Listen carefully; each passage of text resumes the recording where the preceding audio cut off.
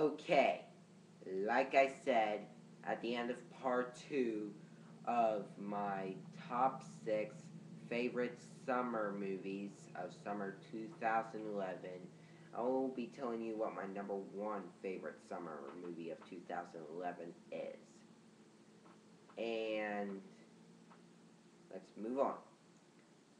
Now, if Rise of the Planet of the Apes isn't number 1, or Captain America the First Avenger isn't number 1, then that must leave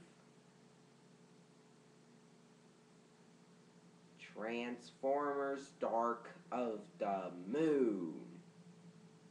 Okay, Transformers Dark of the Moon is just great.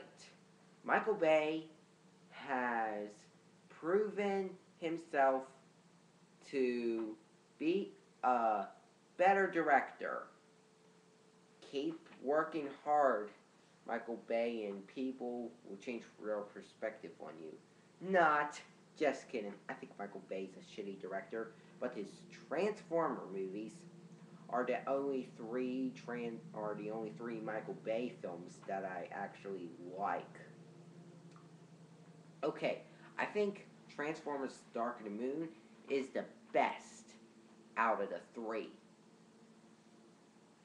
The third one is my most favorite because we get Shockwave and we get an invasion on the planet in the movie. And my second favorite is Revenge of the Fallen, and I know I'm going to get a lot of hate for that, but here's why. We get a lot of special effects and Devastator. And Jetwing Prime. Cool. The first one's my least favorite, but you know what? They're great Transformer movies. All of them are. All 3 of them are perfect Transformer movies. They're outstanding. They're just mind-blowing. Okay, let's now talk about Transformers Dark of the Moon. I thought Transformers Dark of the Moon is kick ass. This is by far the best out of all 3.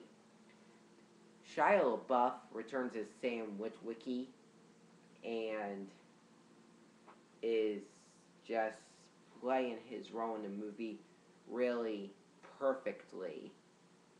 Even when he shows up with a gun in his hand, yelling at Dylan, asking where Carly is.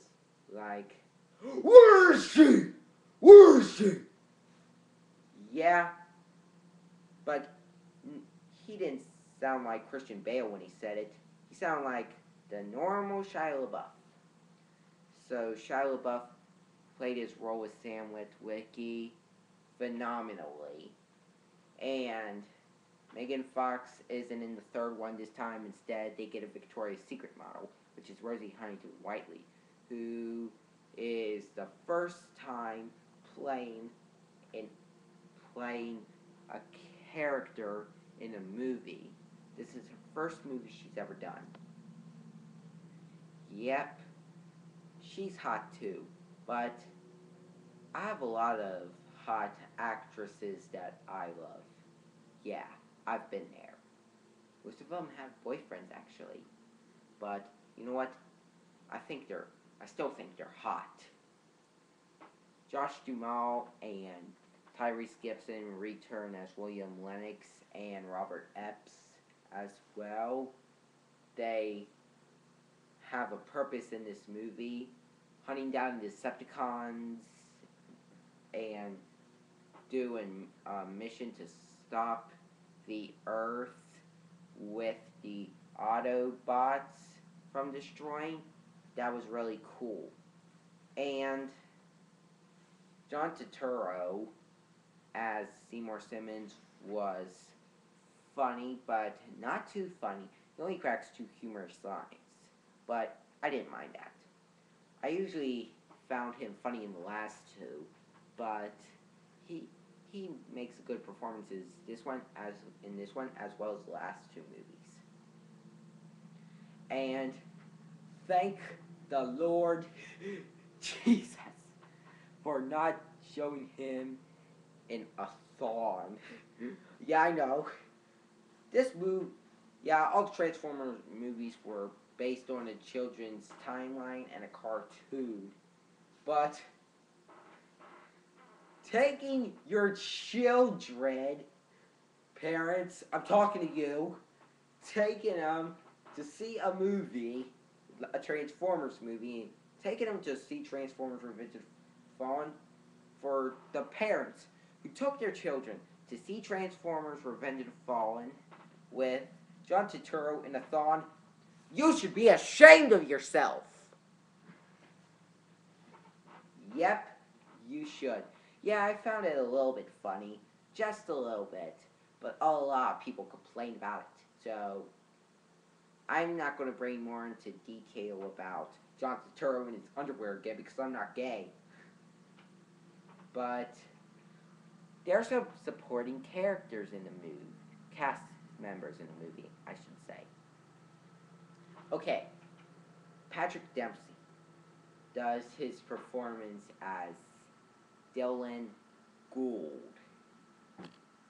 in the movie.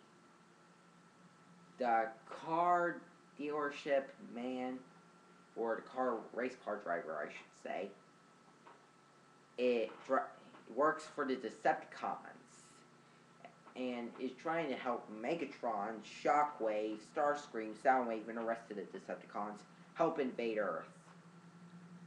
Yep, he did a really good job. He's a real good actor, I should say. But I found him to be a good actor in Sweet Home Alabama and this film.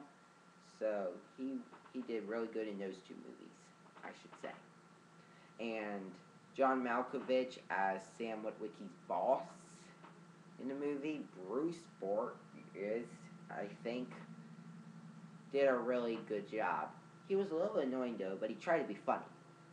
And Frances McDormand as Charlotte Meering, who it was a character in the TV series, I think.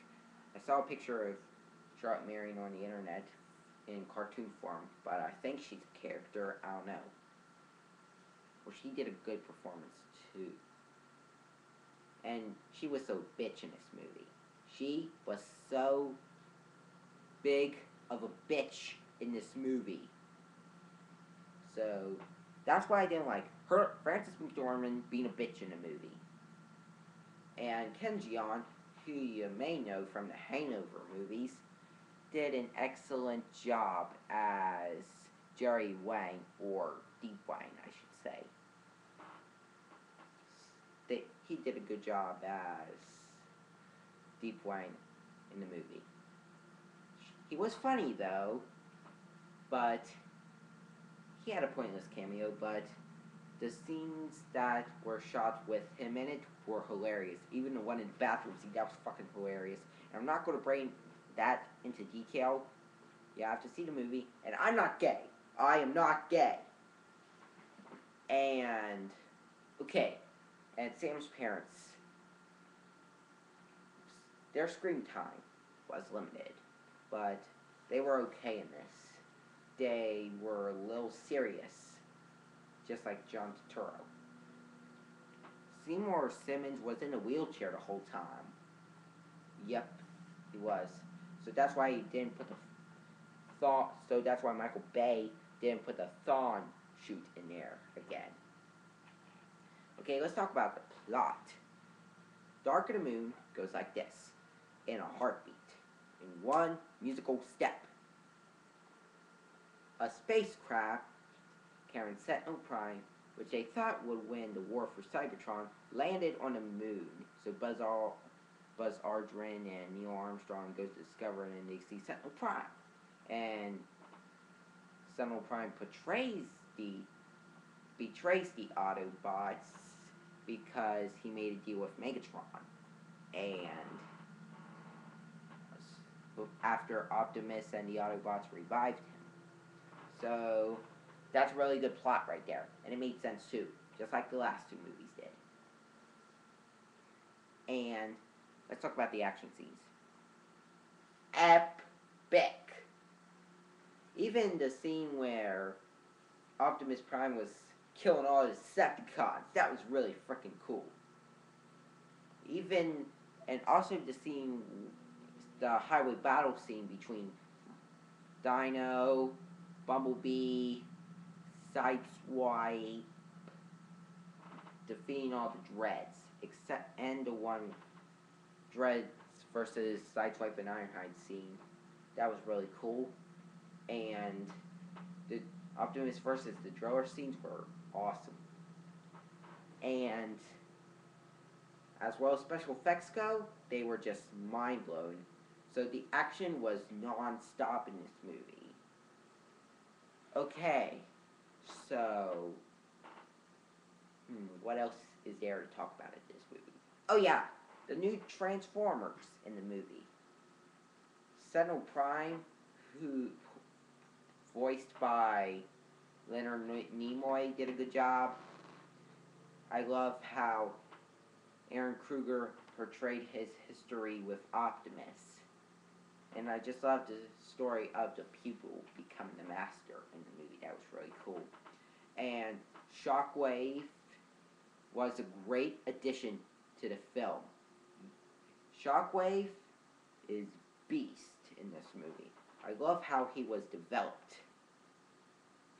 And the invasion and the Decepticons in the movie who invade Earth is just mind-blowing. And Tom Kenny, who voiced Wheelie in Transformers 2, was good with his sidekick Brains, who transforms into a laptop. And Soundwave is now Mercedes, Carly's car, which is a Decepticon and is working for Dylan Gould. And Laserbeak, Soundwave's sidekick, I should say, was well developed in this movie, along with Soundwave. Yep. We get some new Autobots and some new Decepticons.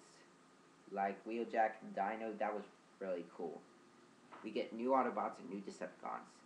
They were just well developed. As well as the Driller. It was well developed too. And let's talk about the soundtrack.